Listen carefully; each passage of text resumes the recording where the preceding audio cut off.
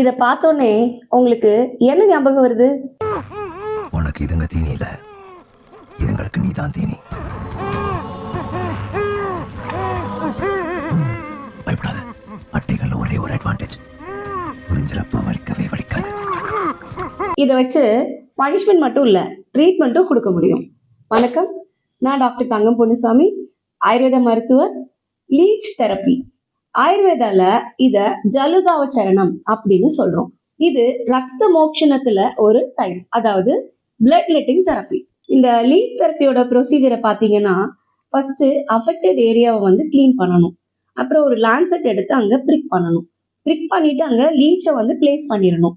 இந்த லீச் அந்த அஃபெக்டட் ஏரியால இருக்கிற பிளட் வெசல்ஸ்ல இருக்கிற பிளட்டை கொஞ்சம் கொஞ்சமா சக் பண்ண ஆரம்பிக்கும்.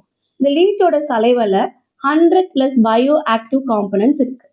இந்த காம்பனன்ட்ஸ் எல்லாம் ஆன்டி கோயாகுலன்ட் ஃபேக்டர்ஸ், அதாவது ரத்தத்தை உறைய விடாம தடுக்கக்கூடிய காம்பனன்ட்ஸ் லைக் ஹிருடின், காலின், ஃபேக்டர் XA இன்ஹிபிட்டர்ஸ். அது மட்டும் இல்லாம அதுல ஹிஸ்டமின் மாதிரி பிளட் வெசல்ஸை டைலேட் பண்ற வாசோ டைலேட்டர்ஸும் இருக்கு.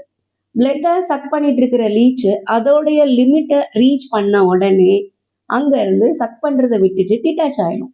சக் பண்ண பிளட்டை வெளியே எடுக்க அந்த லீச் மேல மஞ்சத்தூள் இல்ல உப்பு அப்ளை பண்ணா அது சக் பண்ண பிளட்டை அது வாமிட் பண்ணிடும். எங்கெல்லாம் பிளட் சப்கியூட்டேனியஸா கிளாக் ஆகி நிக்குதோ அங்கெல்லாம் சர்க்குலேஷனை இம்ப்ரூவ் பண்ணணும்னு தான் இது லீச் தெரப்பியை நம்ம பண்ண முடியும். சொரியாசிஸ், எக்ஸிமா, ஆக்னே இந்த மாதிரி ஸ்கின் ப்ராப்ளம்ஸ்க்கு இந்த லீச் தெரப்பியை யூஸ் பண்ணலாம்.